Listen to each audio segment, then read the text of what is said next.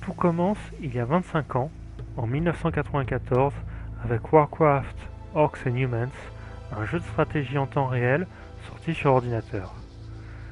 Voici le théâtre des hostilités de l'époque.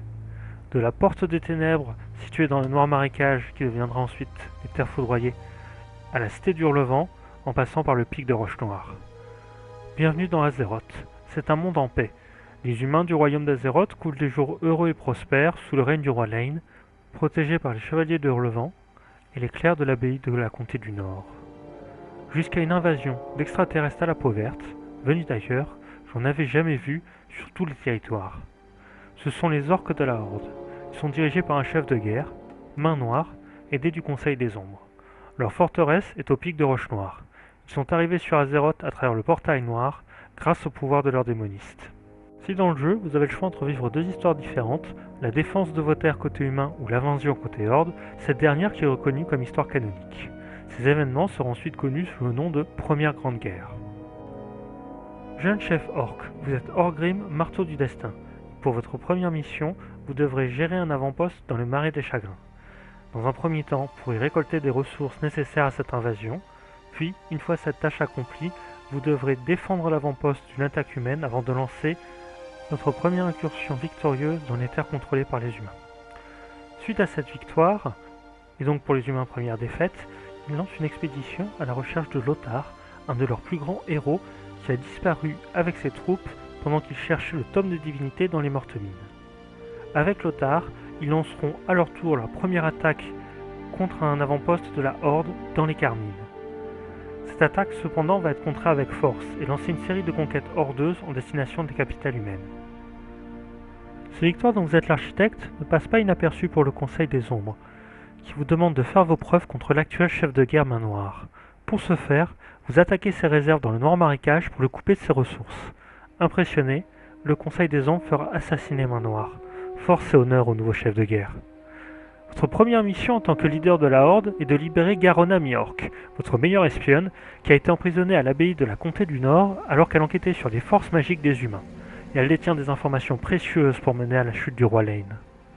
La pensant sous bonne garde, l'état-major humain, lui, de son côté, dépêche un détachement vers Karazhan pour essayer d'arrêter le puissant démoniste Medivh, qui puise aux dépens des terres environnantes un pouvoir incommensurable pour détruire tous ses opposants. Après avoir sécurisé Garona et ses précieuses informations, la Horde fond sur les derniers camps humains protégeant la capitale. Pendant l'assaut final, alors que les troupes hordeuses se rapprochent des remparts du donjon d'Hurlevent, Garona, infiltré dans ce donjon, assassinera le roi Lane. Privé de leur commandement et dépassé par la puissance de la Horde, la défaite des humains est totale et sans appel. Chef de guerre victorieux, le Conseil des Ombres vous informe que de grands territoires au nord, par-delà la Grande Mer, sont toujours vierges de conquête, et les démonistes vous demandent la permission de reprendre leur expérience sur le portail noir, dans le but d'asservir d'autres mondes. Les survivants d'Hurlevent, eux, se réfugient dans les royaumes humains du Nord, prévenant tous les peuples sur leur chemin de la puissance de ces nouveaux envahisseurs.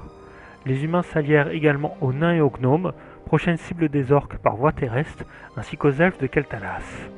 Indirectement, la défaite du royaume humain d'Azeroth fut l'élément déclencheur qui mena à la création de l'Alliance de Lord Iron, destinée à contrer la menace d'une horde qui ne s'arrêterait pas au continent d'Azeroth. Merci d'avoir suivi cette vidéo, j'espère qu'elle vous a plu. Le but était de faire une vidéo amateur, à l'ancienne, et de raconter le lore tel qu'un joueur de Warcraft arrivant d'en haut pouvait le connaître, avant les livres, les comics, les mangas, le film, etc. Ce sera le double principe de ces vidéos, comme à l'époque. Personnellement, la première fois que j'ai entendu parler de World of Warcraft, c'est il y a plus de 15 ans. J'étais absolument pas intéressé par les MMORPG, et le principe de payer un abonnement pour jouer me rebutait fortement. Puis les premières images de la bêta sont sorties, et j'ai été conquis. Pourquoi ? La possibilité de me balader librement dans des lieux que j'avais découverts dans la série des jeux Warcraft, de rencontrer et de faire des quêtes avec ces héros de légende, et de connaître la suite de l'histoire. La suite de notre histoire pour nous, c'est bientôt, avec la deuxième grande guerre telle que décrite dans Warcraft 2, ou la première vidéo de PEX sur le classique.